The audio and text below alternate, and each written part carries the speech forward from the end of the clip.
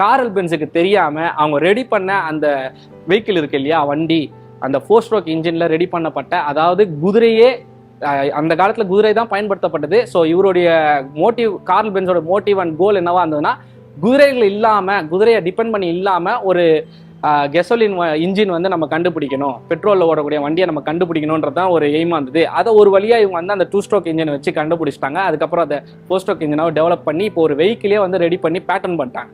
So இந்த வண்டியை curl பென்ஸுக்கு தெரியாம நம்ம பெர்த்தா பென்ஸ் என்ன பண்றாங்கன்னா, எடுத்துட்டு அவங்க அம்மா வீட்டுக்கு கிளம்பிடுறாங்க. அதாவது எப்படி சொல்றதுன்னா, அந்த டைம்ல அவங்க வந்து பிரெக்னெண்டா இருக்காங்க, 3வது குழந்தைக்கு. அவங்களோட ரெண்டு குழந்தைங்க, ஆல்ரெடி 2 பசங்க இருக்காங்க, சின்ன பசங்க. ஸோ அவங்கள கூட்டிக்கிட்டு பிரெக்னெண்டா இருக்கும்போது கார்ல் பென்ஸுக்கு தெரியாம, அவருக்கு சொல்லாம அந்த வண்டியை எடுத்துக்கிட்டு இங்க இருந்து கிட்டத்தட்ட 60 மைல் 65 மைல் இருக்கும், அதாவது 105 கிலோமீட்டர் 106 கிலோமீட்டர் கிட்ட டிஸ்டன்ஸை தனியா அந்த 2 குழந்தைங்களை மட்டும் கூட்டிட்டு அந்த வண்டியை எடுத்துட்டு கிளம்பிட்டாங்க.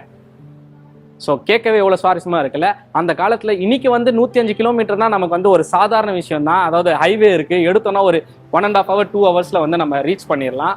பட் அன்னைக்கு காலகட்டத்தில் ரோடு எப்படி இருந்திருக்கும் நீங்களே யோசிச்சு பாருங்க.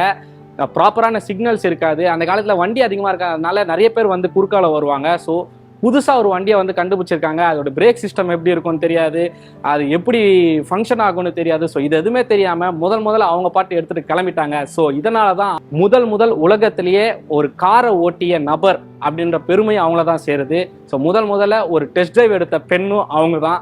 அதே மாதிரி முக்கியமாக ஜெர்மனில் ரீசெண்டாக கூட அவங்களுக்கு வந்து இந்த ஒரு பட்டத்தை வந்து வழங்கியிருந்தாங்க. அதாவது முதல் நபர் ஒரு வண்டியில் கிட்டத்தட்ட லாங் ட்ரிப் வந்து போன முதல் நபர் அப்படின்ற ஒரு பட்டமும் கொடுக்கப்பட்டிருக்கு அவங்களுக்கு.